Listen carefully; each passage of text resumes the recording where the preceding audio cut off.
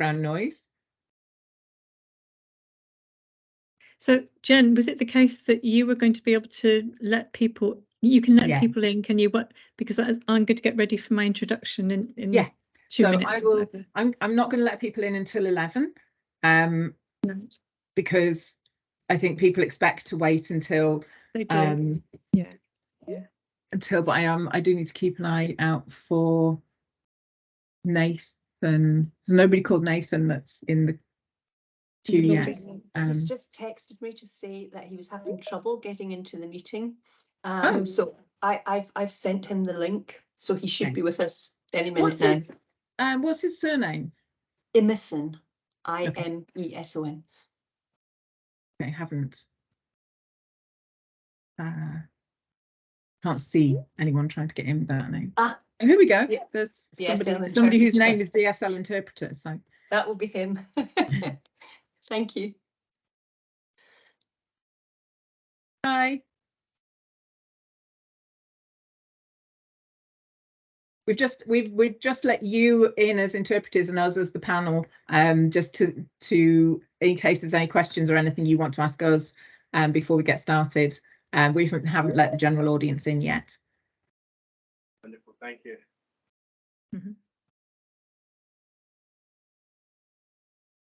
Nathan, so how many? Sorry, if Ina has any questions, I'll take them. I'll voice. Yeah.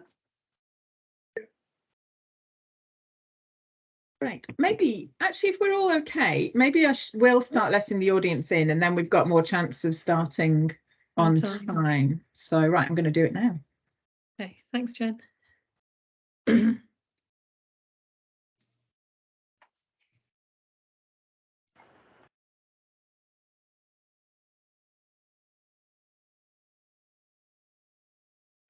How many people were we expecting or registered?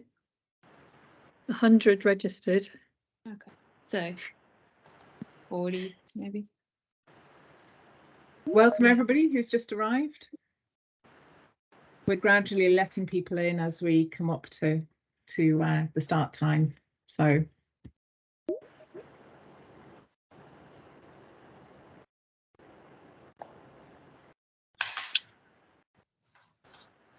hello Tanya. Hello, nice to see you. Hi there.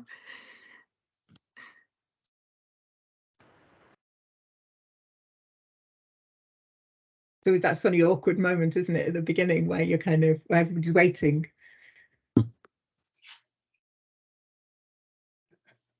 I think the only thing you can do really is actually start at the given time, can't you? Because people who are late will just join when they can. So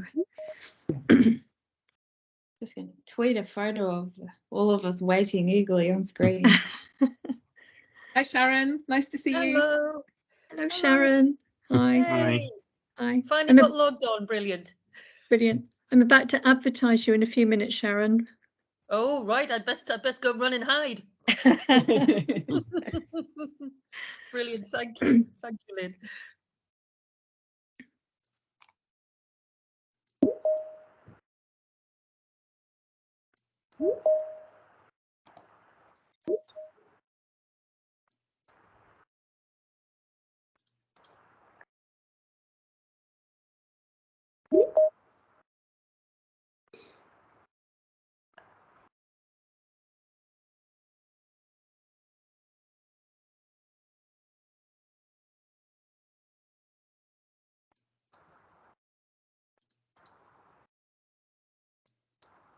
Hey Jen, how are we going? Is that most people that are waiting, or are they still coming in? People are still coming in fairly regularly, so maybe we'll leave it another couple of minutes just to let everybody in. There's about 20 people in the meeting, and we know there are about 100 who signed up on Eventbrite, so it'd be nice to let enough people in.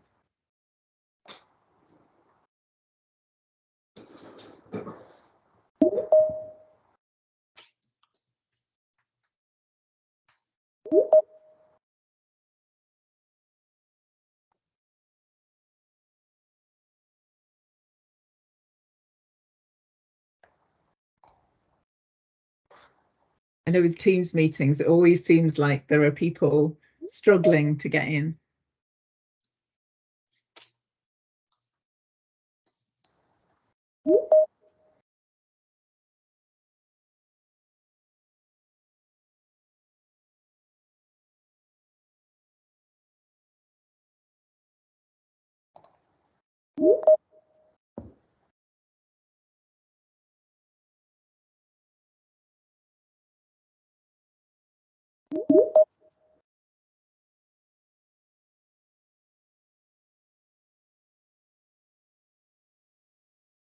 Hi, Monica. Hello. How are things? So nice to see everybody. Yay. Yeah. I think it's very amusing, Jen, that you're there in Washington, DC and Kaya's in the UK. Yeah. Worked out lastly, so I didn't have a whatever it is, 2 a.m. No, 1 exactly. a.m. Yeah. time. Yeah, it was a good moment to do it by the sound of it. I'm actually gracefully been lent Peter 80's office to sit in to do this, so it's a nice touch. Ah, interesting. Yeah.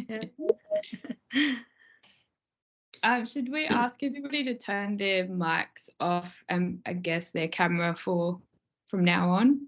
Yeah. Although it might be useful for Sharon to stay there because I'm going to I'm going to advertise Sharon as a forthcoming speaker in a moment. So you can hang around, Sharon, if that's okay. I'm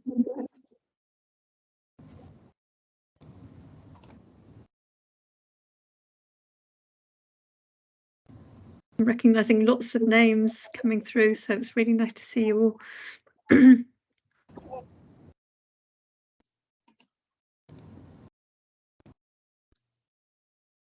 Okay, the flood of people has subsided, so it might be time to start. Yeah. And is it okay, Jen, if you just keep watching the lobby and you'll let any latecomers in? Yeah. Yeah. Okay, well, very warm welcome to everybody. We are going to make a start because we don't want to overrun. Unfortunately, I've now got an echo on the line, but I'm just going to persist and try not to hear myself. So for those of you who don't know me, I'm Lynn Pearce and I'm Acting Director of Seymour for this academic year. And it's really fantastic to see another great turnout for one of our webinars. It's been absolutely brilliant, the attendance we've been getting recently. So this is the latest of several events that we've been hosting to celebrate Seymour's 20th anniversary. And before I introduce today's speakers, Jen Southern, Kaya Barry and Peter Merriman, I'd like to quickly advertise 3 more upcoming events that people here might be interested in. There are details of all these events on the Seymour website, including instructions of how to join or attend, but I'm just going to run through them very quickly so that you know what's coming. The first is our in-person summer seminar on the 25th of May, where Sharon Wilson, who you can see currently on the screen, Sharon Wilson from Northumbria University, will be talking about her fascinating fieldwork at a US military airbase for retired aircraft in Arizona from a mobilities perspective. And I've already seen Sharon present on this, and it's really fascinating research. So this is in person on Lancaster campus, but I'm hoping that there will be several people in the audience that can make it to Lancaster for that event.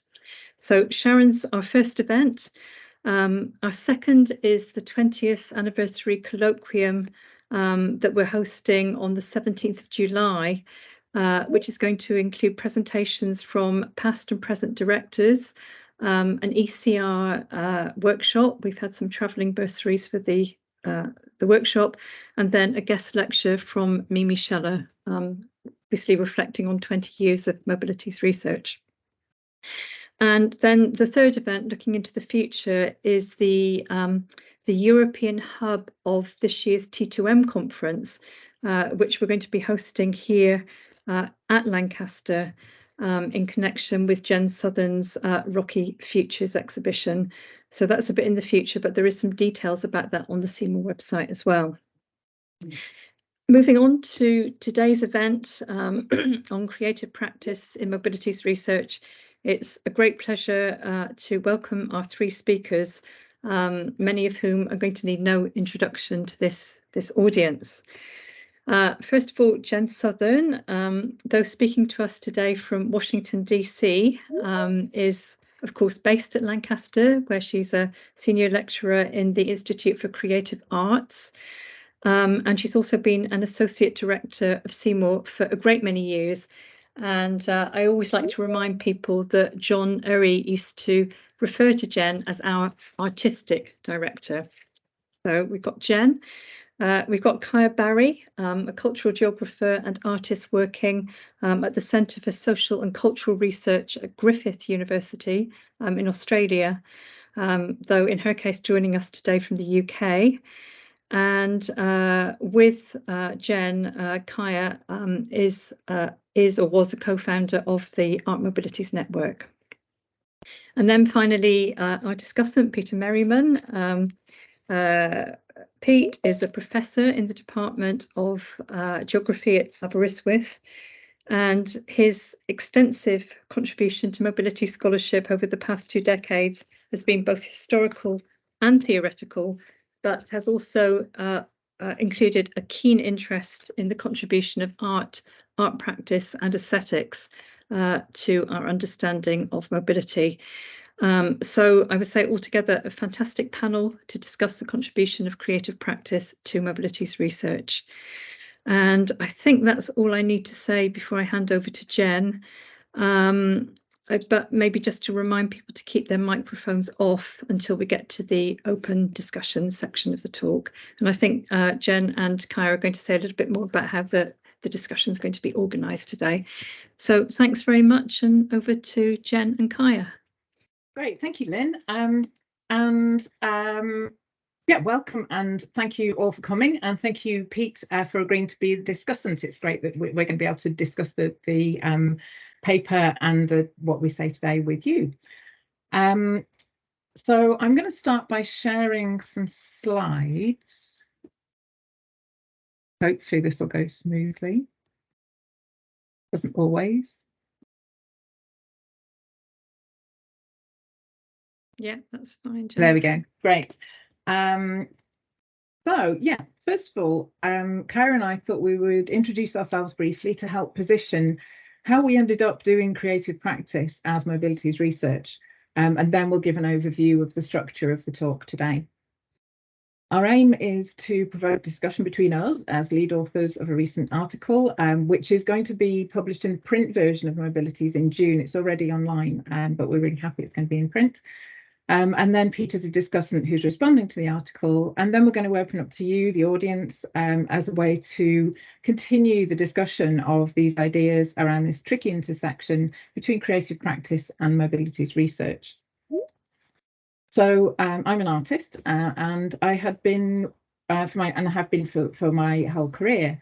I have been working with walking and GPS tracking between about 2000 and 2006, when I discovered John Urry's work and Seymour, and I knew that was really where I wanted to locate my research. So I came to Lancaster to do a PhD in sociology in 2008, and I was supervised by Monica Busher and Charlie Gear, who supported the idea that a practice-based PhD could be done in sociology using art practice as a method and as part of the outcome. And then since 2013, as Lynn said, I've been an associate director at Seymour and a lecturer in fine art and new media at Lancaster. Kaya. Hi, so I started in the creative arts. I did my undergrad and my honours degrees in creative arts, and during my PhD, which was also meant to be creative arts, I found myself stumbling into mobilities research under a heavy influence of cultural geography, much to my advisors' horror as art supervisors.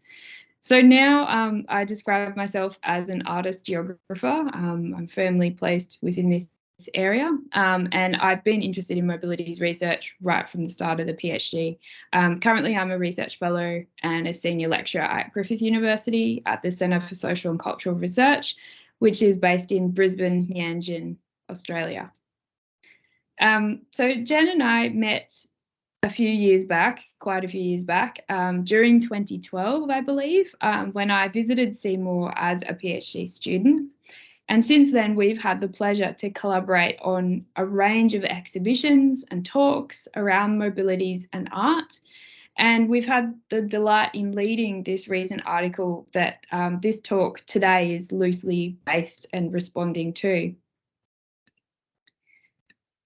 So in 2021, we brought together a group of artists for a virtual exhibition, which was attached to the Immobile Lives in Turbulent Times conference, held virtually by Northumbria University. Originally, it was scheduled to be an in-person event, but it happened live, online, sorry. The exhibition, we launched it live at the conference, and we had a session dedicated to showcasing the artworks in the exhibition and having a bit of a Q&A with the conference attendees. Although the exhibition accumulated into this virtual event, we felt that this collective of artists and researchers who were assembled through this exhibition actually had some valuable ideas to share on how we do mobilities research. So Jen and I decided to actually put pen to paper, so to speak. It was actually a Google Doc, and reflect on how and why artistic and creative expression continues to be a very strong part of mobilities research and events.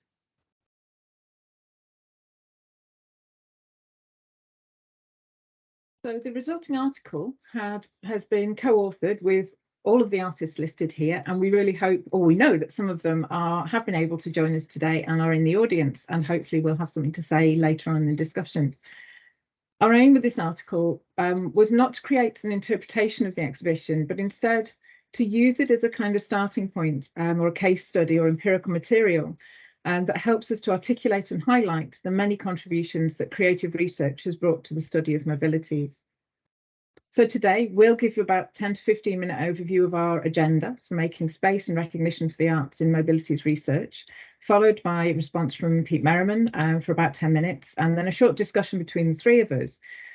We'll have a very short comfort break at that point, which will be in about 45 minutes, we think, before opening up to the audience for your comments and contributions and any questions if you have them. We do encourage you to read the article as well. So, art and mobilities have a long and intertwined history. And it's important to mention, we think, that over the last 20 years, mobilities research has really encouraged and welcomed and supported artists and creatives working in this area. It's produced a range of graduates and academics who work at the intersection of creative practice and mobilities, and as well as many others who find themselves experimenting both the creative and artistic aspects of doing mobilities research. And we'd like to acknowledge that there are many people who we haven't been able to mention who have played key roles. I think the article in this presentation could have just been a sort of lengthy list of names, and we decided that we would mention the works that people have done instead of lots and lots of individual names. So our agenda, as we have outlined in this recent article, is to make space to ruminate on mobilities research and its relationship to artistic and creative practice, and to reflect on the history and the growing presence of artistic examples that are being labelled under mobilities inquiry and research. So we've outlined 5 contributions, a kind of manifesto or agenda, as we say, as a prompt to think about how we do mobilities research and how creative research approaches help us to do this in new, innovative or alternative kinds of ways.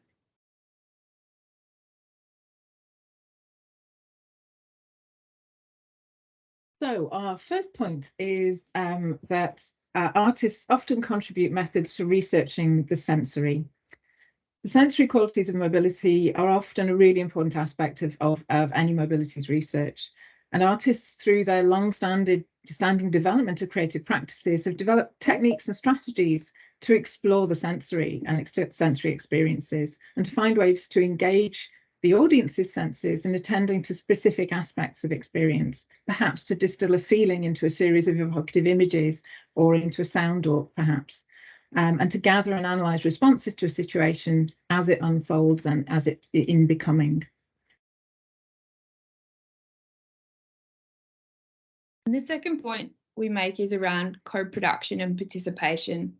There's a very long history in the arts of using participation and participatory techniques as lures and developing ways to produce work with other people. Artists often use creative methods to invite participants to contribute and reflect on ideas, to have their voices heard, or as a way to engage communities in issues and topics and discussions that matter to them, with them leading the participatory aspects, with this objective of working together on a creative outcome. Although participatory research is now very well established in many disciplines, often the stem of it comes from the arts. And this is a collective starting point that we're seeing in a lot of mobilities research design.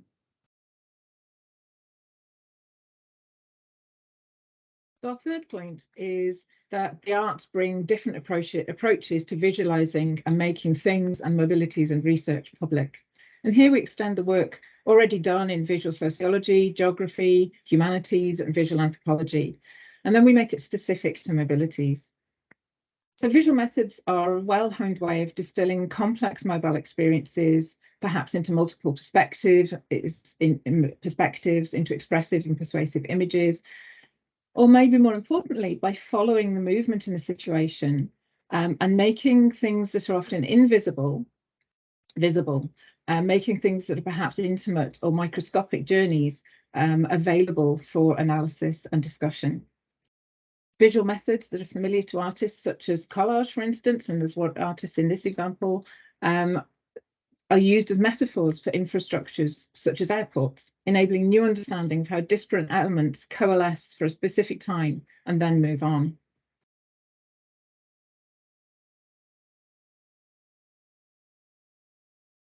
And the fourth point that we make is around engagement with the environment and landscape. Artists have a long-standing engagement and preoccupation with place, environment, site, and notions of landscape. In creative mobilities research, we build on this long and interwoven history of creative practice with researchers, particularly in ethnography, as a way for exploring how we might move through and with landscape. Creative expressions that prioritise the practices of movement, so such as forms like performance, dance, or digital media, have been widely used in many mobilities projects that interrogate the environment, and often artists are leading these expressions and examples.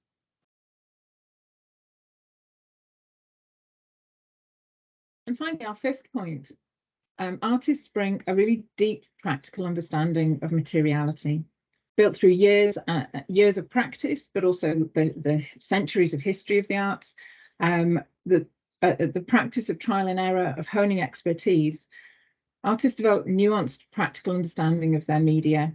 And this is a whole range of different media that are brought to mobilities, whether it's drawing, collage, video, painting, photography, performance, installation, different kinds of materiality, and particularly in this example, digital materialities and the materiality of media networks are elements of practice that are understood through practice and through making and interacting with those media, that offers a different kind of understanding of materiality than one of an audience or a social scientist or geographer looking at that media, and the producer of the media has a very different understanding of it.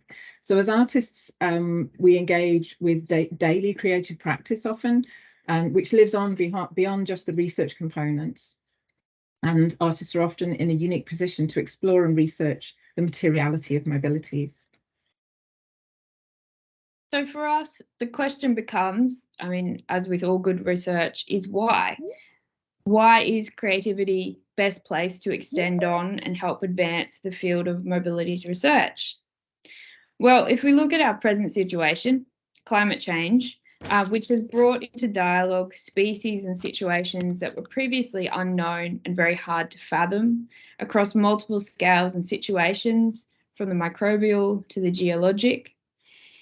Although the new mobilities paradigm has done a really excellent job of drawing attention to the multiple scales and situations of actors that are bound up in our present context, it's also stressed the need for multi- and transdisciplinary approaches and techniques that are responsive to inquiry, thought, and practice that tackle these wicked problems that we find ourselves currently bound up in.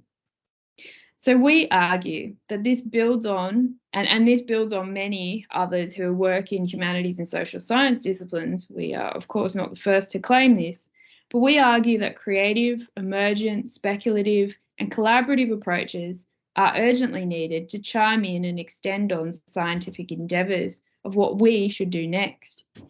Creative practice, as we've outlined in these 5 contribution points, brings together a range of methodological, empirical, and theoretical manoeuvres that are at the heart of much mobilities inquiry.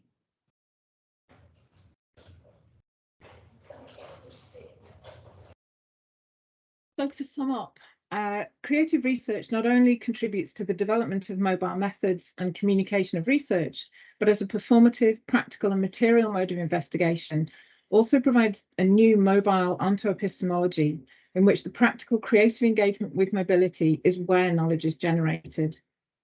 Our provocation is that in order to continue to innovate in mobilities research and to be relevant to face the mobilities, immobilities and uncertainties that lay ahead, then creative mobilities researchers and practitioners need to be taken seriously.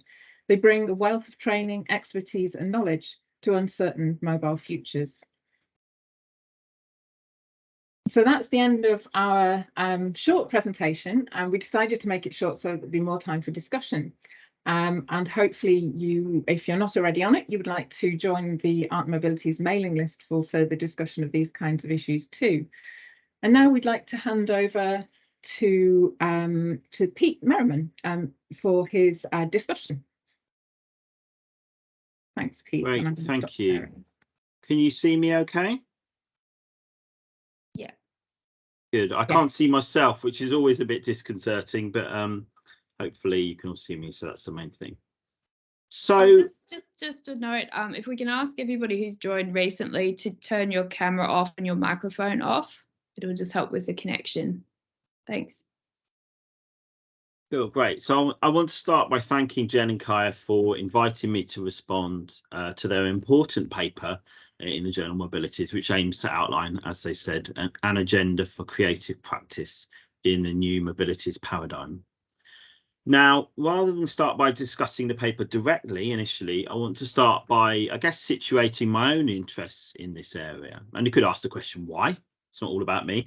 Well, because I guess I am not an arts practitioner myself. And indeed, the extent of my own creative practice, I suppose, is really limited to what we could think of as fairly conventional academic writing. So in one sense, maybe I'm not a good candidate for discussing this paper. But what I have done, however, partly on my own, but also through collaborative writings with Lynn Pierce, with Catherine Webster and others over the years, is to reflect on how both scholars in the humanities and practitioners in the arts, and that includes in painting, architecture and dance, how they have demonstrated a sensibility to movement in their work. In one of the opening sections of my 2007 book, Driving Spaces, which was based upon my PhD from 2002, I examined how artists, filmmakers, sculptors, architectural theorists and critical theorists and philosophers had explored the relationship between driving, visuality and landscape during the 20th century, with a focus in much of their work, not just on the aesthetics of the speeding car that we see in lots of famous futurist paintings, for example, but also in the visualities and the broader embodied sensations of the driver and passenger. In later work, I explored how the American landscape designer Lawrence Halprin drew upon ideas from modern dance, especially through collaborations with his wife, who was the avant-garde dancer Anna Halprin, He did that to understand the kinesthetic aspects of how people move through landscapes, whether on foot, through a new shopping centre, or in car along freeway. In work with in a collaborative piece I wrote with the Welsh visual artist Catrin Webster, I discussed the relationship between landscape and movement, particularly as explored and expressed in her painting and sketching in the Welsh landscape. So an engagement with different aesthetic practices has kind of come in and out of my work. But between 2014 and 2017, I started to reflect a little more broadly on the dominant approaches to movement and mobility in the work of the New Mobilities paradigm, co-organising an event in Lancaster with Lynn Pearce in 2014, which she initiated and kindly asked me to help co-organise. And then as a result of that, co-editing a special issue of Mobilities with Lynn, which was published in 2017. And in the introduction to that, we emphasised the long-standing concern of humanities scholars with movement and mobility. What we tried to do in that was to an extent cut against some of the manifesto-like statements of the New Mobilities paradigm, which often tended to concern themselves with the impact of mobilities thinking on the social sciences as a field. Now, while in that introduction, we stressed the importance of arts practitioners and arts and humanities approaches in broadening out mobilities thinking and practice, what Lynn and I didn't do in that piece on mobility in the humanities was discuss the work of arts practitioners in any depth, and neither were or are either of us arts practitioners, especially in terms of the visual arts. So for me, this is what is so important, I think, about this paper that Jen and Kaya have written with the artists, that it not only sets an agenda for future work in this area, but that it also discusses a wide range of artistic practices, allowing those projects and practitioners to speak for themselves through inset textual descriptions of their work, the inclusion of extensive visual images of that work, and indeed its multiple authorship by 25 individuals. Now, clearly the printed page poses representational limits on the kinds of artworks that can be included in a paper such as theirs, but it provides a clear indication of the range of creative practices that artists have engaged with and indeed could utilise in the future. The breadth of these engagements should not surprise us, because if we take it that movement is one of those foundational concepts like space, time or matter, just to name 3 examples, which in a sense underpins life and everyday situated ways of being in many different cultures around the world, then we should not be surprised that it has been a subject explored by arts practitioners and humanities scholars. What is important to mention, however, is that this concern with movement is not simply incidental or indeed coincidental in their work, but rather in recent years, arts practitioners have explicitly engaged with mobility scholarship in the New Mobilities paradigm. And there's been important collaborations between our academics and artists. And indeed, as Jen and Kaya talked about, they themselves are neither one nor the other, but are both. They're artist academics. And I think that's what's so striking about this paper. It's not artists studying academics studying artists or artists responding to academics.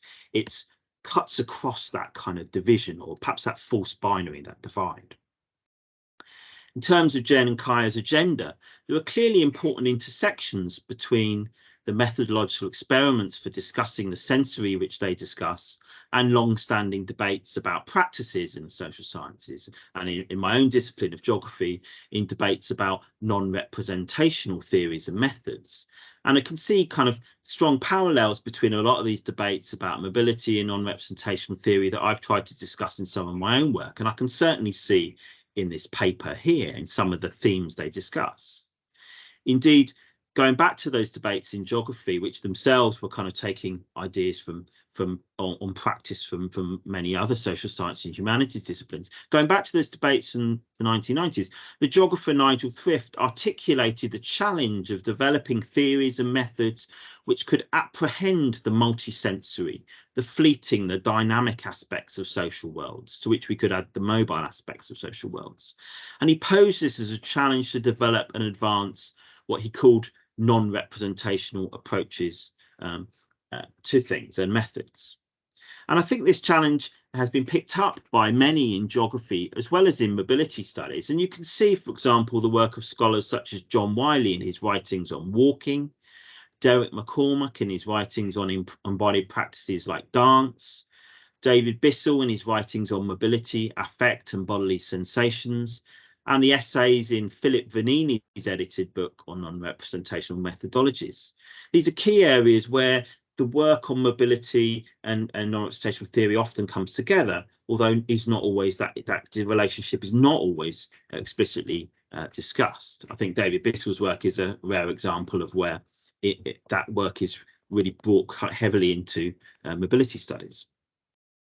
As the writings of Nigel Thrift, J.D. Dewsbury, and here Kaya and Jen show, experimental, open-ended artistic methods can usefully move us away from the tendency to incorporate mobile methods into somewhat realist social science frameworks designed to get us closer to the truth, where that story, that truth is inevitably presented often in a quite singular way, underlining how creative processes in their work, Kaya and Jen underline how creative approaches can be, in a sense, ends in themselves, lively, situated processes of what we could call, after someone like Erin Manning, call research creation, and not simply those methods seen as techniques for generating something called data, which we can then go away and analyze and write about. I think such experimental, open-ended artistic methods they necessitate, as they discuss in this agenda, more participative modes of co-production, where arts practitioners are not merely the subject of academic research, but active experimenters and co-producers of knowledge. This will, I think, by necessity, be an agenda set by artists as much as by mobility scholars, reflecting their deep concerns with materiality, environment and landscape, practice, movement, and indeed different approaches perhaps to the role of audiences, something, say, performance scholars think a lot about. As Jen and Kaya point out, this requires modes of engagement which move far beyond the conventional academic journal article hidden behind an expensive firewall, or indeed the academic monograph or edited book. It requires scholars to collaborate on exhibitions and perhaps also live performances, and one can see that in some of the work discussed here by Kaya and Jen. In particular, think of the drawings illustrating the Mobile Lives Forum's book Slices of Mobile Life from 2014, as well as the more recent work by Giada Petelli, working on the Put Space project with colleagues in Estonia, Finland and Germany, which included the excellent geographic book Lines Moving with Stories of Public Transport in Turku, written and drawn by Giada. If I was to echo and indeed amplify Jen and Kaya's agenda and call, it would probably be to urge mobility scholars to engage with as broad a range of arts practitioners as possible, moving beyond the visual arts of painting, film, animation and cartoons, and indeed the plastic arts of sculpture and architecture, to take in fields like landscape architecture and design, dance and theatre, contemporary performance, perhaps even corporate design, and music.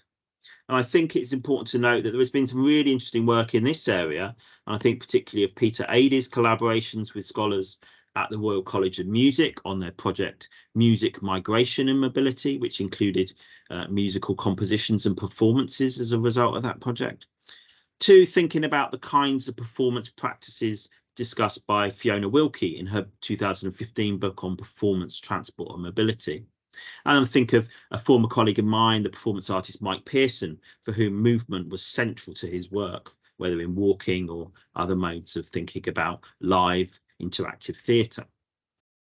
In summary, then, I think that Kaya and Jen's agenda is an important gathering and organising tool for both identifying the current state of creative mobilities research practices, but more importantly, perhaps to serve as a map for where mobilities research creation, to take this term I think from Erin Manning, might go next. So thank you.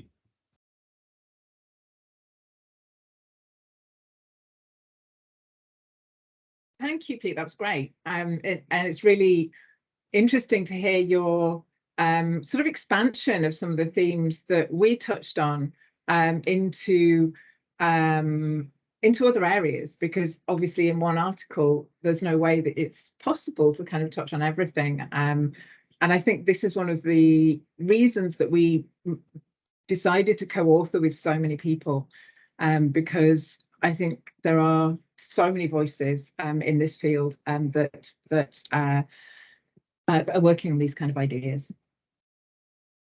So I think what we wanted to do next was to spend a bit of time between the three of us discussing some of these ideas a bit further. So if either of you has anything you want to start with, then please go ahead, and I will gather my thoughts with a question. Thanks, Jen. I've got, I guess, a question for you, Pete. You made a really nice point, and it's something that we tried to eloquently tiptoe around in the article, but you said, you know, to urge mobility scholars to engage with creative practitioners as much as possible. And I wholeheartedly agree with that. But I mean, how have you done that in the past? But how do you see this as possible? Because it's not always as easy as citing a journal article or you know, making a reference to an exhibition. Like what might that look like in actual sort of engagement in scholarly debate and inquiry? It's one of those questions I'm always loath to answer, because, you know, I don't want to be that academic that tells particularly creative practitioners how they should do things, because actually I feel very underskilled in terms of the kinds of things these artists are doing. They're just things I can't do. I don't feel equipped to do. And one of the best things I've seen written about that kind of almost feeling of inability and ineloquence is Derek McCormack in his book Refrains for Moving Bodies, which kind of came out of his PhD research, where he talks about he was one of course, Nigel Thrift's students, and Nigel Thrift talked a lot about performance and practice, but as everybody said, he never actually did any of it. He theorized it. He didn't do it. He didn't do participant observation or ethnography. He said everybody should do it, but he didn't do it himself.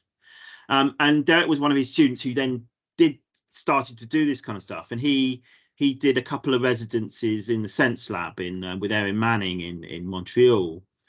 He did a residency in the Chisenhale dance space, working with dancers, and he kind of was like, oh, what can I bring to this situation? I'm just a theorist. And he kind of resorted to the kind of cliche of a geography, brought some maps along, and, you know, thought, what's the sort of practical, more material aspects of what he did? But he realized that you didn't need to necessarily go in with a plan. And so I think partly it's about how you connect and how you network and how you get scholars and practitioners to start interacting. And that might be talking about things, or it might just be doing things. It might be different kinds of workshopping. And I think that's something I know, having read quite a lot of Erin Manning's work, they have a lot of experience of doing in the Sense Lab, of bringing in philosophers, artists, and people from different disciplines, and then trying to find a common ground in which they can find, not just talk about things, but find ways of research creation, of practicing things, of trying to find common ground, I guess, and to be prepared for failure, to be prepared for the fact there might not be an end product, because with a lot of these things, it's about the process. As academics, we're often trained to think about end products, but actually it's the processes of exploring shared interests, shared areas, which often is as important as any end product. Yeah, that's a really nice way to think about it. That, yeah, it is about the process, and it's something that, I mean, Jen and I have spoken a lot over the years about how the academic sort of institutional model doesn't necessarily value that, even when you're working within the arts and you are in an arts school or discipline or funding state.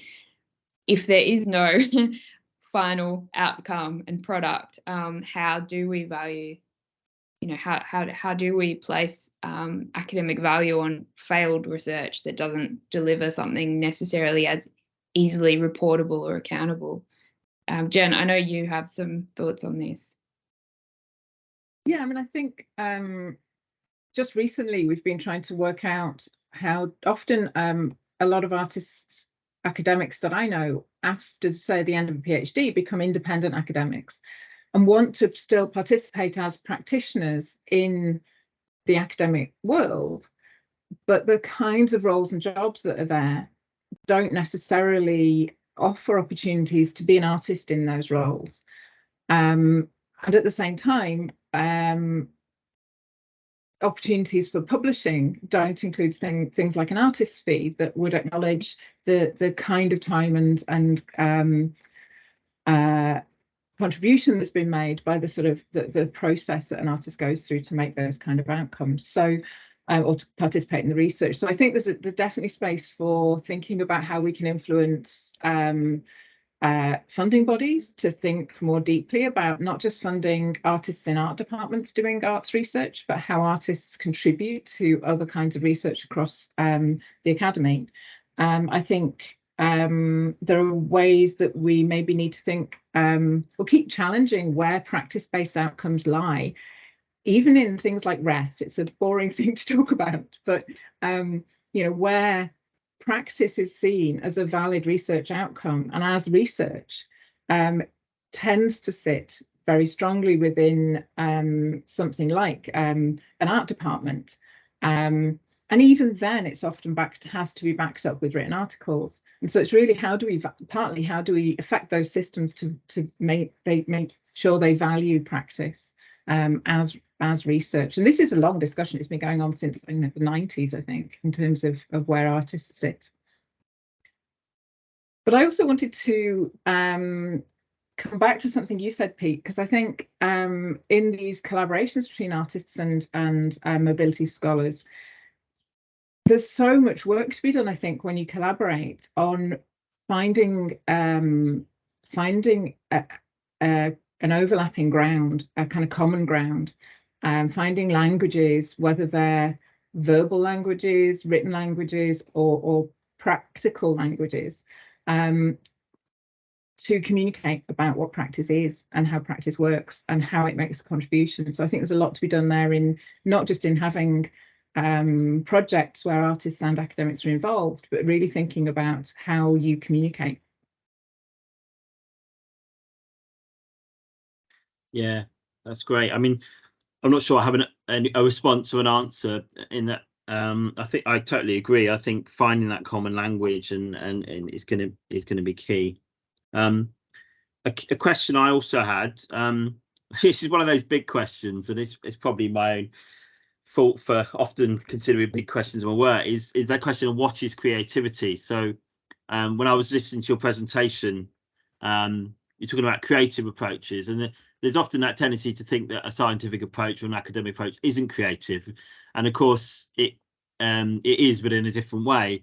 And I think sometimes the blurring of the edges is where there's a lot of interesting stuff happens. I think about some of the experimental modes of writing that academics increasingly use, particularly in my field of cultural geography, where the whole journal Geohumanities really is a new field, but there's a journal as well where academics are often experimenting with essay forms. You have people like Tim Cresswell who initially as a side project wrote poetry, but now actually thinks about that relationship between poetry and his academic work. And so thinking about how all of the different things we do in academia have involve different kinds of creativity can be a way to perhaps sometimes not think of the creative arts as separate, but actually to explore those intersections, those avenues, and sometimes some of my scientific colleagues to actually get them to think of not their work as somehow above mine, this science is very important, but actually thinking about how there's creativity involved in that, in scientific practice, scientific writing. It's not something to be ejected from work if you're a scientist. Yeah, I absolutely agree. I can see actually in the audience there's Rod Dillon, who's a scientist that I've collaborated with on a creative project. But we in this article, we're absolutely not saying that other disciplines aren't creative, but we wanted to specifically look at creative practitioners, people whose kind of, I guess, core research is through practice of in the creative arts, I guess. But we're absolutely, we're not denying the creativity in all forms of research, because it's all about investigation, and you kind of have to be creative to figure those things out. So yeah, that's definitely a cool thing. Kaya, I think you were saying earlier something, you were talking about the encyclopedia that you're working on. Did you want to say something about how those creative contributions? Yeah, I mean, just to follow on from that comment, Pete, I think one of the things that coming through an arts training, as I did, if you say artist, the connotation with that is people who paint or sculpt or do those more traditional fine arts, art with a capital A. So although we slip in and out of the two terms, I quite like creative research as a term, as a catch-all for people who do this creative, they are practitioners who have been trained in this. And I mean, when I was a PhD student, I remember I went to the uni bar one night and was chatting to these group of other PhD students, and they said, "What do you do?" And I said, "Oh, I'm a creative researcher." And they were like, "Oh, so are we." And I was like, "Wow, how come I've never run into you before?" And they were a group of engineering PhD students, and that their role in this big project was purely the creative component, to sit around and try and mobilize and create and generate things based on the theoretical and the algorithmic prompts that they were given. And it just kind of was one of those moments where it opened up the, I guess, elitism that is often embedded in, particularly in fine arts, around who and who isn't considered an arts practitioner. But yeah, Jen and I were talking earlier about one of the projects that I'm working on is the Encyclopedia of Mobilities that many of you might be aware of.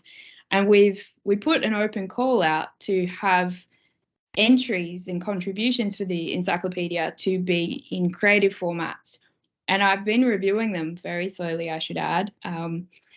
I've been reviewing them. I was looking at some in the last couple of days, and that are creative contributions. And they're just this wonderful array of styles and interventions and forms. And some are purely textual, some are creative writing, some are poetry, some are just an image. There are, graphic design and graphic novels and things used. So it's this really wide array of forms of creative expression, and some do read very much like an ethnographic sort of excerpt, but they come from a very different place, because these are people who've spent months or years, laboriously doing this research as a creative process to get to writing a small little entry for an encyclopedia.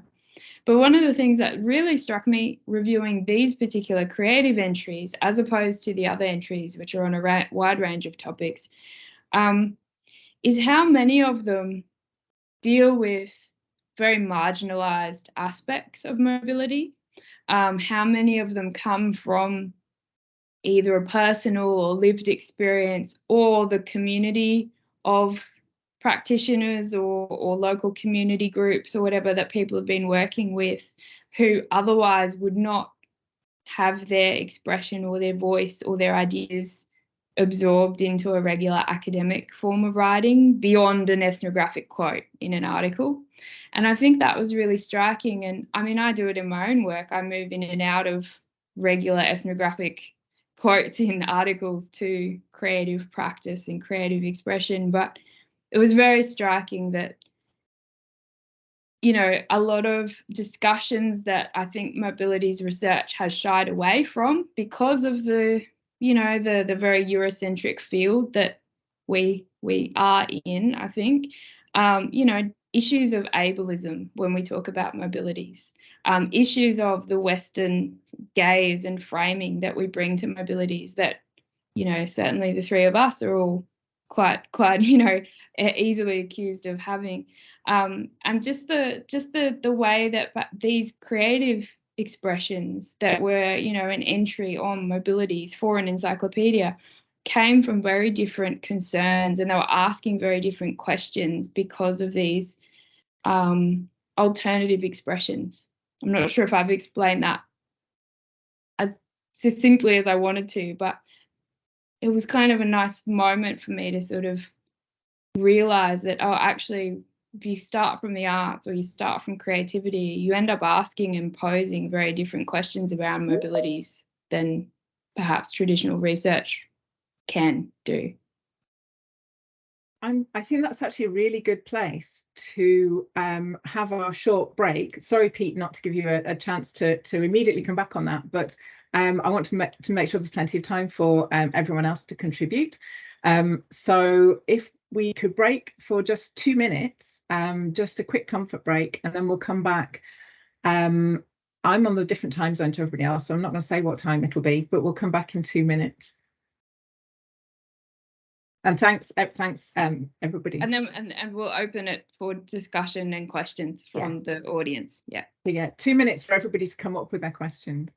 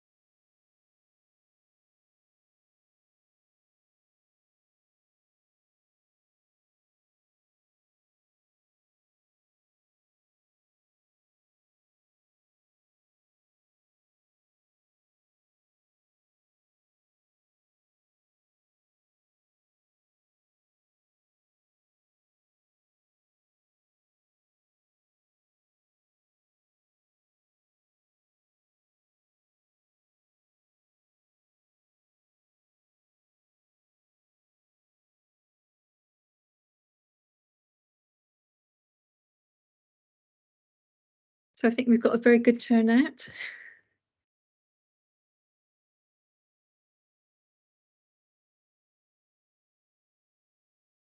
I think before we get started on the questions, just to remind everybody that this is being recorded and that we're planning to put the recording onto the Seymour website when we've managed to edit it.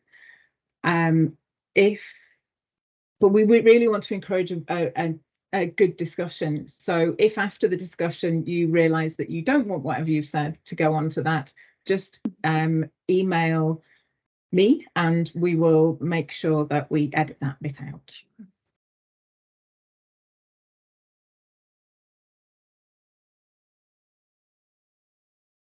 So Jen, should we be inviting people to put questions in the chat? How are we going to do this? I think what we'd like to do is if anyone who wants to put their camera on is more than welcome to do so. We will be monitoring the chat, but we'll also be monitoring hands that go up.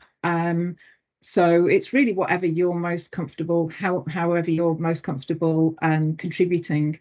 So if you put a hand up, if you can raise your hand with the Teams hand raise. I think now it has a great function that it tells you what order the hands went up in, unless that's Zoom, because I wasn't a different call earlier. But yeah, so we'll take comments and questions. So if you have, I know there's a lot of people involved in this field that are here in the audience, and so it'd be really interesting to hear your contributions to the discussion as well as questions. Mm-hmm. Jen, I was going to say, if you'd like to look for the hands, I can monitor the chat so that you know, just to share the contributions. Okay.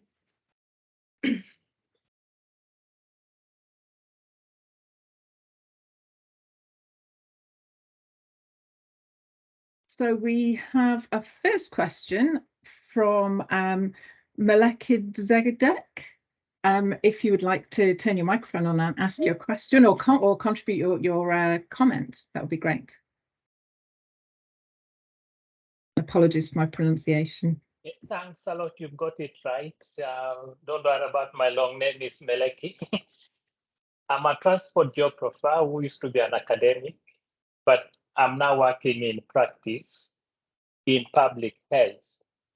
I got to know this through Kaya. Thanks for the excellent work we are doing on the Encyclopedia of Mobilities. And at the moment, I got into this so that I kind of give a comment how we could extend this research.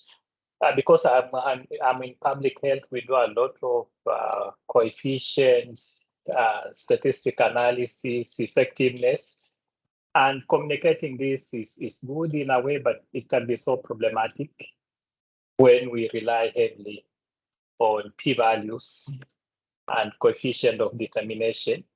And so I went into this to think how we could actually simplify this. So I found myself writing poems, singing and dancing, so that I can contribute to communicating effectively the messages. So one area, there's a whole group of researchers who are looking at creative arts and health, or call it public health. So my suggestion would be for this group of scholars, Kaya, Pete, Jen, the whole team I see here, to think of extending your research beyond mobilities and go into health research. And I'm saying so because there's a whole systematic review that has been done on creative arts and health. It covers several topics. One of the areas that is coming out is how creative arts is a method, a very important method that we can utilize. But more importantly, is how creative arts are a therapy, which we should utilize in public health settings. So in short, I'm pointing out that there's another area. This is arts and health that we should collaborate on together. And I'm in a team, a group trying to pursue this to see how do we bring arts more into health. So it's not just neglected in mobility research, but it's not fully utilized in public health. I'll stop here. Thank you. I could respond to that if that's okay. Yeah, I mean, there's a lot of interesting work on transport and health. One of my colleagues, Bristworth, that's his area of focus on transport and health, and I think he co-edits a journal on that. And I know he runs a network, Transport and Health Network, research network, and I think it's lots of really interesting ways in which creative practices can be used for public information around health and around transport, and actually the intersections of the two. So one area which is a big area of focus in the UK, and I'm sure elsewhere, is around sort of road safety education. People going into schools to try and teach children about dangers of the road, and often more creative approaches, maybe through kind of performances, obviously films, more engaging ways of trying to get this message across can often be more useful. And it might be that, that's where cartoonists, for example, can help communicate messages around mobility and transport, to engage publics, engage particular audiences in particular kinds of ways. And I think of some of the work of Jada Patel, who I mentioned earlier, her cartoon work, that kind of approach, a very visual approach to academic issues, could work really well in that kind of intersection of public health and mobility and transport, and I'm sure in other areas as well. I've got a PhD student starting in about a year's time to look at kind of educational techniques, how road safety education is undertaken in schools and things like that, and to look at these kind of pedagogic techniques and different ways of engaging audiences. I'll just add that a good colleague of mine, Candice Boyd, who is also an artist geographer like me, it has done some really wonderful work and community-led initiatives on creative arts methods as art therapy. So that might be somebody to look into. Her work, it's Australian-based, but it's very rich. I think that there's also ways in which artists have made had an impact in health research. And there's an artist, I think, called Lucy Lyons, who through her drawing practice observed something about a collection of medical specimens that had not been observed prior to that, because of the way she was observing it in terms of trying to draw it. So as well as the therapeutic and the communicative roles that art can have in health research, I think there's also actually a being involved in the fundamental research behind that as well. So let's hope that answered your question. Monica had, oh, I was just about to come to you, Monica, and you disappeared, but Monica has to go. But I'm just going to read out her comment because she was next in the queue. She said, apologies, I have to drop out now, but this has been fabulous. Really important to appreciate and develop the creativity of knowledge production. I'd like to mention Stephanie Sodero's book, Under the Weather, where she uses drawings and paintings and poetry to really unearth the effective and complex side of climate change. Then I would like to ask what you think the role of creative practice is in mobility system change to address climate change. So that's quite a big question. I can take a stab at it. I think it's really important to make a distinction between art and creativity as dissemination of research ideas and making change and disseminating data that's been analysed, and the artistic practices as research, as we were talking about earlier. And I think particularly in debates on climate change, the arts often becomes the how do we communicate this to the layperson. And as important as that is, like that's really crucial, you know, with something like climate change, gosh, we need this more than ever. But that can't be the end point for educating and changing habits. It has to be built into the interdisciplinary inquiry from the start. So I think, you know, if we're talking about mobility system changes to tackle climate change, then of course art, you know, creativity needs to be part of that, but it really needs to be fundamental to the research design as a, you know, an interdisciplinary or transdisciplinary team of researchers. It can't just be, oh, how do we make a film to get this out to the public at the end product, which is how you often see creative practitioners brought into projects to do that final stage. I think, you know, these long traditions of kind of art activism, you know, and I think of the Newbury bypass protests in around 1996, and there was a whole Friends of the Earth helped co-organise a whole thing called Art Bypass, which was bringing in installation artists to kind of produce artworks. And I guess art creative practices often have the ability to surprise, to draw our attention, to gain publicity, to engage audiences in the ways that perhaps iterations of existing debates, you know, scientific debates, don't always have that ability to engage, you know. And so a kind of a distinctive art piece or a form of art activism can bring attention. But I don't think any form of practice, whether it's political practice, whether it's arts practice, can probably enact that system change on its own. I think it's about the complex interactions between them that hopefully will increase the consciousness of things. But I think the creative practices have a role in it. You know, it's not just about politicians and scientists, which obviously a lot of the debate is about them, but artists clearly have an important role in that.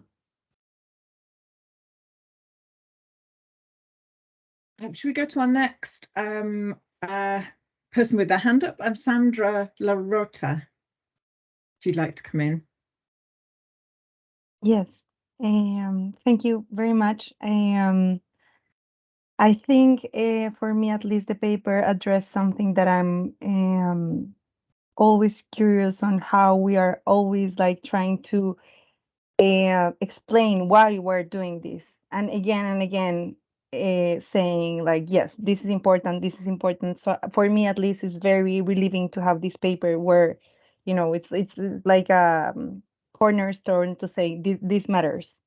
And I was wondering about, I am working or trying to work also in films studies and also in participation, and how do you bring these more marginal voices? And I was having a conversation with two directors, and they were saying like how it is very important also to have the right to remain opaque, even when you are doing this participation. And I was always wondering about in filmmaking, how I feel there is like this power imbalance between the audience and who is filmed. And I was wondering also, if you could reflect also in, okay, so yes, generating art, and also like for who are we generating art, and how to avoid this double exoticizing gaze, where when seeing these more marginalized voices. So this is like a question I always have in my mind. So thank you. Very interesting. Thanks. Thanks, Sandra. I'd really love to hear more about your work too, somehow.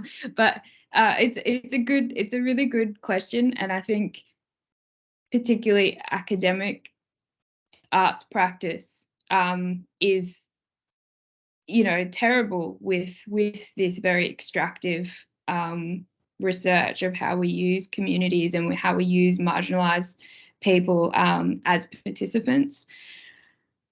It's very different working in the institutionalized model, where you have, you know, funding requirements and pressure to deliver outputs and to complete a project with a set time, to actually have meaningful engagement and contribution to communities. And so artists and creative practitioners who are outside universities often do this far more ethically and better, because they actually do spend long years of time, you know, embedded and engaged and part, and, you know, becoming part of a community if they're not already part of that community themselves. I mean, in my own work at the moment, I'm working with you know, people who are on temporary visas, who are migrant workers in rural communities in Australia.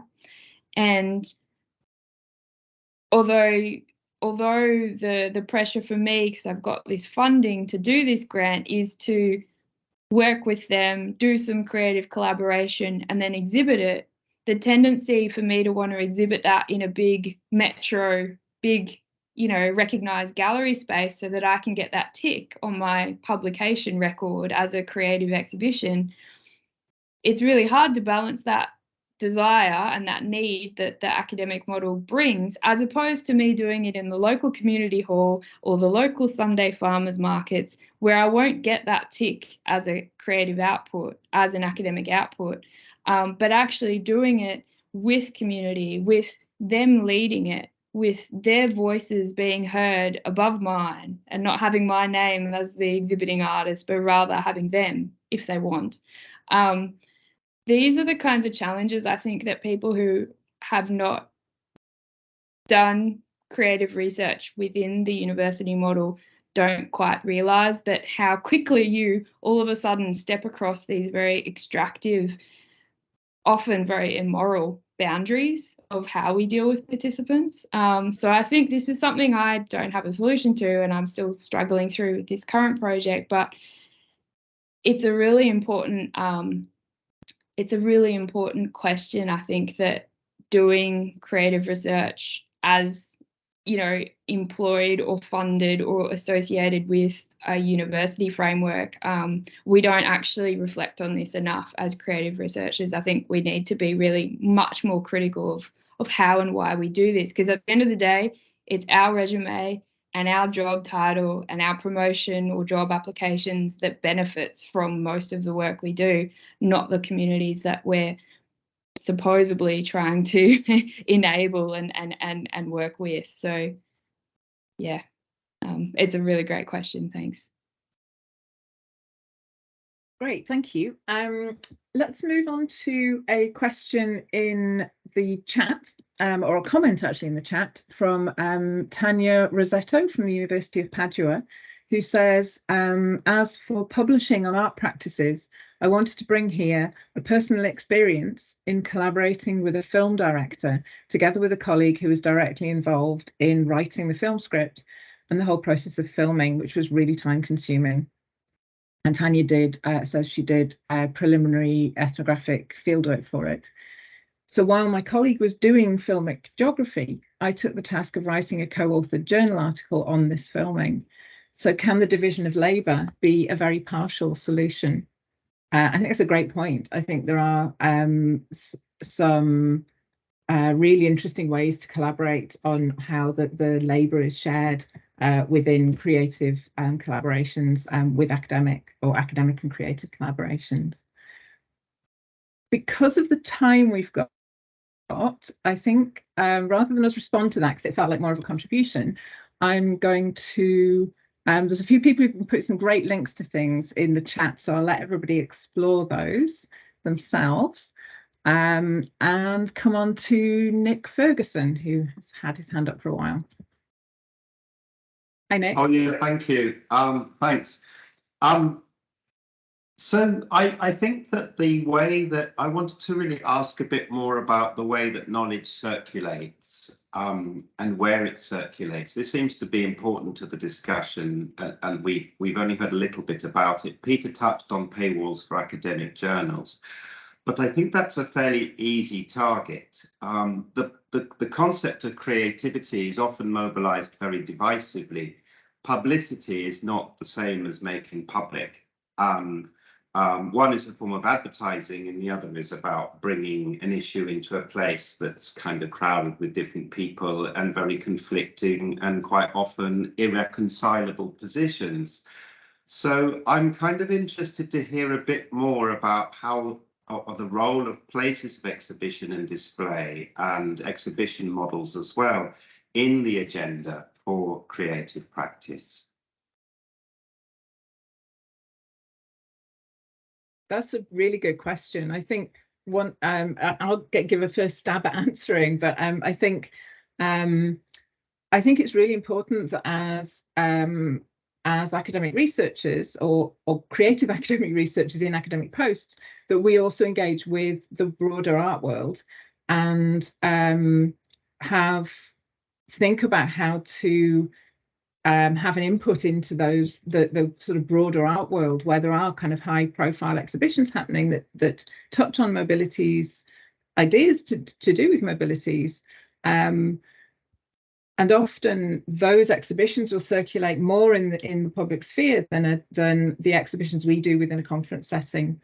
And I often find that when we do an exhibition for a conference, because I think it's really important that creative practice is seen, makes a contribution to that dialogue, they're often in venues that are really hard to open up to a public. And so trying to find ways to maybe make those exhibitions collaborative with public arts organisations, so that there can be an audience and those ideas can circulate more broadly outside of just the academic situation. But Nick, I know you've done exhibitions in that way, and I've been to some of at least one of them. So I feel like you can probably answer the question just as well as we can.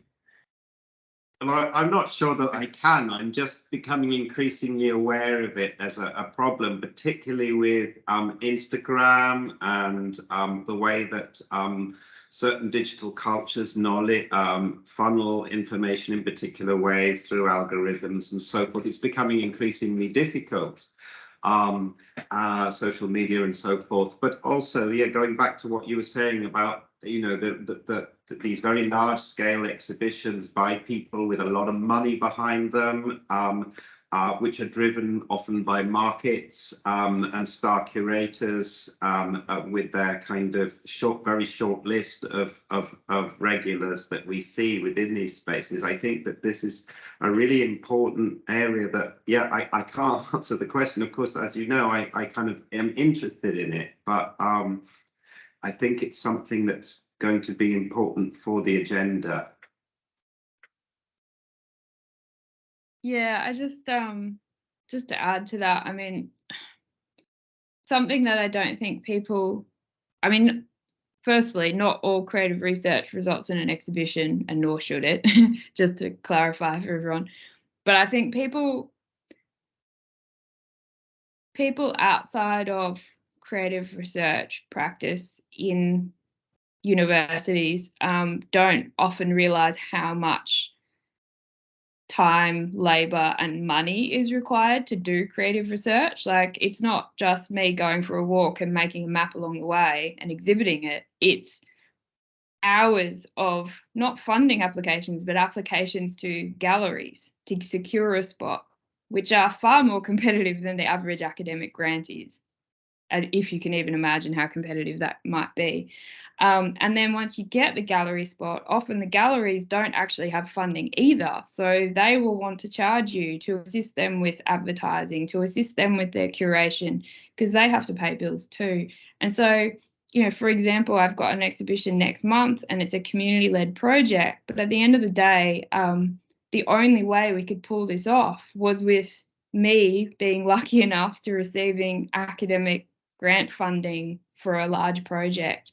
Otherwise, we just would not have been able to pull this off. And so, particularly in the Australian context, because there's such a lack of arts funding, it pushes creative practitioners towards the academic pathway, because there is scholarships for PhDs, there is academic funding you can apply for, and it does make it slightly more feasible to have the chance of some kind of living wage to be able to do creative research as an academic as opposed to an artist. So it's that behind the scenes, to do an exhibition and the value that we give to different levels of galleries, whether it's a big international one like, you know, the Tate, or whether it's a local council run gallery, or whether it's a pop-up event at, you know, a town hall fair or something. These kinds of questions around actually the funding and the labour, and often the very unpaid volunteers that you end up having to rope in to help out on the day, it's not seen. Now, I'm not saying that doesn't happen with a team of researchers working on fieldwork, but generally in the social sciences, our fieldwork costs and our travel and things like that are very different. And then we haven't even got to the discussion about how to actually pay a fair wage and compensation for artists who, if you're not the artist doing the research, like actually paying them what they're worth is a whole nother category. But yeah, I think the role of exhibitions in how they're valued as an output needs to actually have a big rethink, because we end up plunging just thousands and thousands and thousands of dollars or pounds into this stuff that maybe, you know, maybe we can do this differently. Maybe we can do this more cooperatively with local communities and local places where a lot of this creative research begins. Great, thank you, Kaya. Again, in the interest of time, I'm going to keep going with the questions and comments. Rafaela Zamit, I think you've been waiting the longest, and then I'm aware there's stuff in the chat as well. Hi. Hi. First of all, I wanted to thank you for this webinar. I'm currently doing a master's in social practice art and critical education, and my area of research is mobility justice, and I'm taking the approach of social practice art and relational art. And so when I found your paper, I was very much excited. And I'm particularly interested in the intergenerational aspect. So parents, particularly parents and children. And I was wondering whether you have encountered any research that that parents and children are participating together in developing knowledge, creating knowledge about mobility justice. I know it's a bit of a particular specific question. There's actually one of the works that was in the exhibition was made by a mother and child, I think, during lockdown, and the names just escaped me in the pressure of the moment. But if you go to the website for the exhibition, there is there's definitely somebody who's making work in that kind of context in the show. But I think there are quite, maybe not necessarily to do with mobilities, but there are some really big exhibitions that I've come across that are to do with co-curation with children. There's a Canadian group called Mothra who are doing that kind of work. There's a British artist called Helen Sargent who has been doing a lot of work in that area, and I know she's kind of keyed into a lot of those networks. Pete or Kaya, do you have any response to this question, or shall I move on to the next? Sorry to be brief. Not in terms of artworks, really. I know that some people have done work on mobilities around families, so looking at the family car. I mean, Eric Laurier did some work around, you know, those interactions, but not in terms of artworks. In that case, I'm going to carry on to Gudrun, because actually Gudrun Filipska has done some work, I think, in that area, but she also starts her post by saying, sorry, she has 3 noisy kids there, and so she's written a question into the chat. So it's not directly related to that issue, but I think we probably do need to continue through the questions. So she says, I just wanted to touch on a few points made. The open-endedness and alternative forms of what artists produce as differing from the easily quantifiable scientific data collection of mobile methodologies has been mentioned as a particular quality of art projects. But I just wanted to draw attention to the idea that although what has been produced by artists using mobile methodologies may have different and novel outcomes, they've historically been so often replicating established methods of data collection, be it visual or otherwise, of fieldwork and its colonial legacies. In my research, I'm interested in artists who use mobile methodologies which morph and challenge these established methods. That often includes messing with and hybridizing technologies of movement and surveillance, as Jen does in her work, and using proxy mobilities and virtual travel. I think it's important, this is still Gudrun speaking, I think it's important to draw attention not just to how artistic practice can be woven into academic disabilities. Sorry, I'm going to start the sentence again. I think it's important to draw attention not just to how artistic practice can be woven into academic disabilities discussions as illustrative of ideas, but also to examine the ways in which particular works are offering new methodologies for research, which can in turn influence academic discourse. I know Jen and Kyra are both researching these ideas as well. And I think there's been quite a lot of important work in mobilities, and I know both Gudrun's work and Hunter Brugman's work, and particularly Hunter's work, challenges some of the non-representational theory and its tendency to ignore issues of disability, of race, of gender, and yeah, Hunter has done a lot of kind of important work in that area in relation to mobilities. Kyra and Pete, I just want to give you a chance to come in there if you want to, or we can carry on to other comments and contributions. I'm going to carry on. So going back to Raffaella, your hand is, yeah, no, right, that was a legacy hand. So I'm carrying on in the chat, and if anyone who's put something in the chat actually wants to speak, then do just let us know. So Ina Martins wants to say this 6-year project in deaf mobility studies created ethnographic films, and there's a link there in the chat, and we'll have its closing conference in June. So I definitely recommend it's mobiledeaf.org.uk.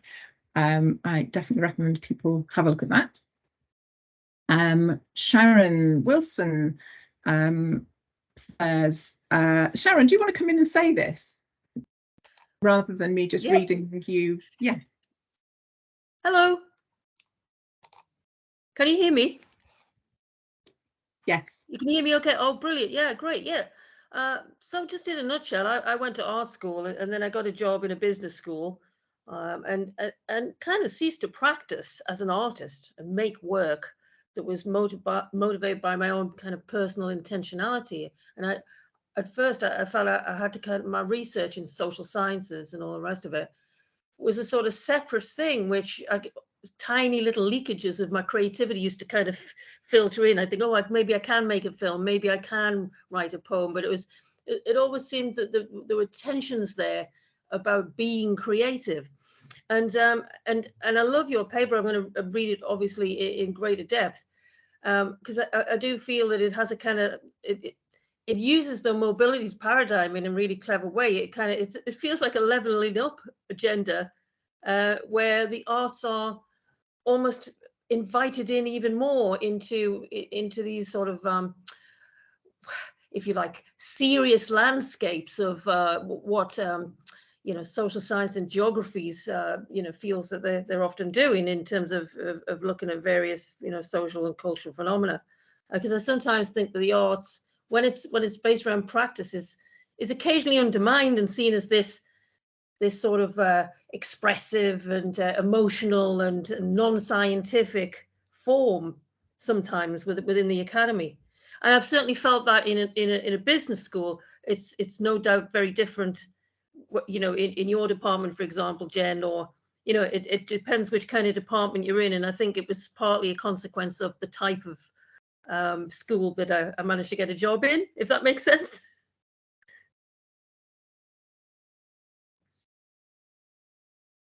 Yeah, absolutely. Kaya or Pete, do you want to? I mean, I don't want to monopolize.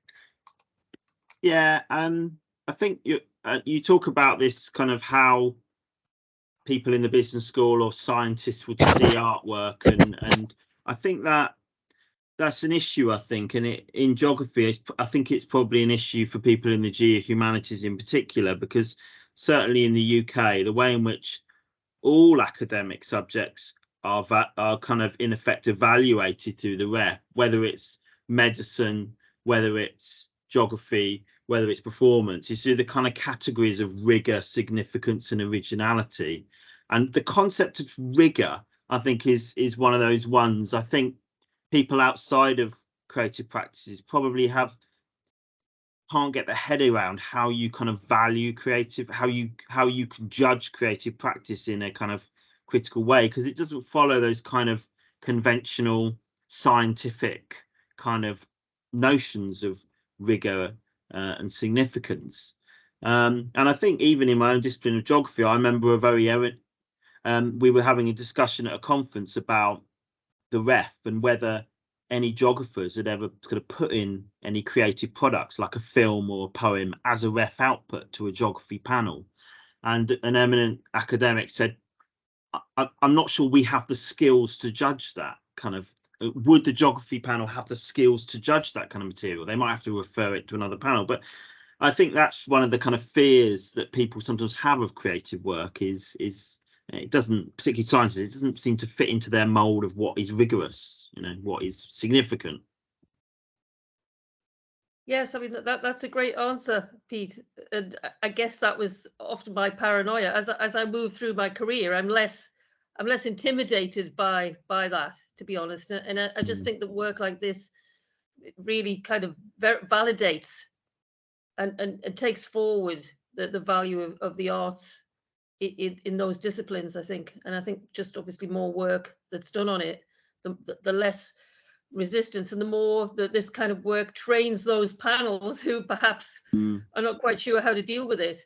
It's partly understanding as much as anything, isn't it? And embedding of those disciplines as a language, really. Then it's not a discrete subject, but actually in interdisciplinary terms, it is as valid as any other approach.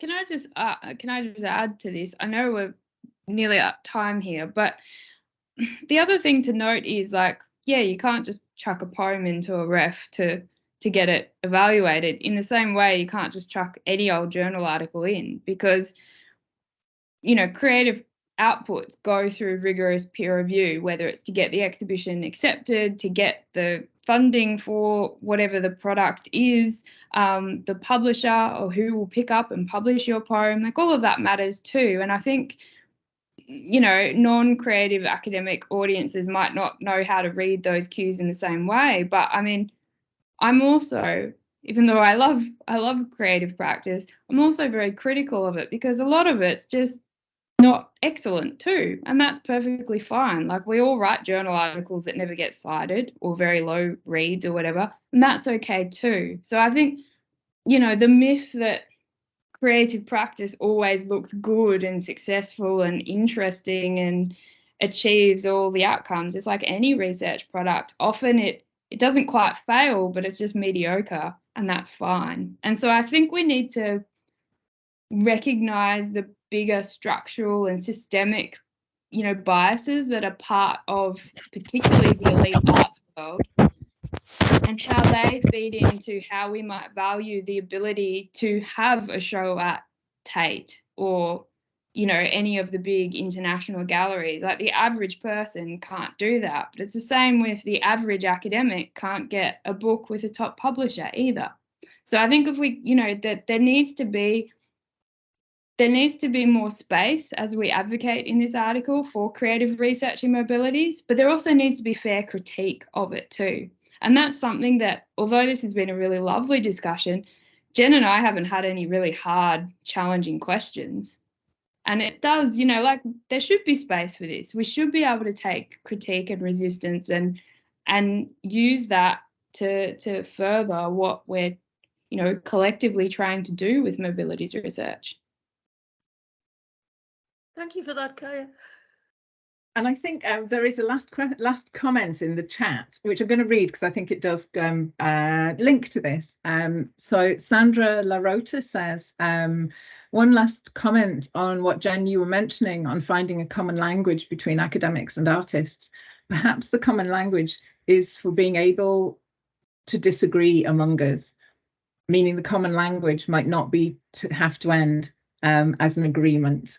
And I think that's a great follow-up to Kaya's points, but we have run out of time. So, Lynn, did you want to come back in, or shall I just end?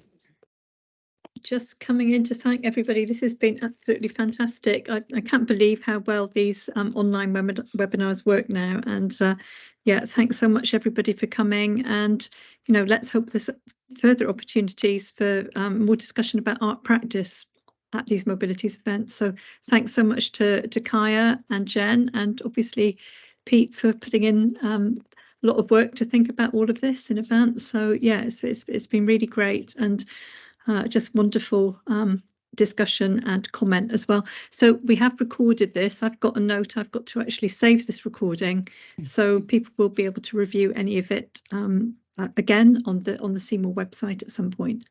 Yeah. And thank you to the two BSL interpreters as well. I hope we've not spoken too quickly for that to work well. And thanks to everybody for all your comments. Do get in touch and join the Art Mobs JISC mailing list if you're interested and not already on it. Thank you. Right. And keep checking out the Seymour website for further events as well. Fantastic. Thank you. Thanks all. Shall we stop the recording now? Yeah. Yeah, I've got to go in. I think I've got to wait for it to appear in my chat. Jen, is that right? If you stop the recording, if you go into the, I think it's under more. If you do the stop recording, then it will appear. Okay. In your chat, but it has to sort of process it in some way before it does that. Do you want it to stop? Yes.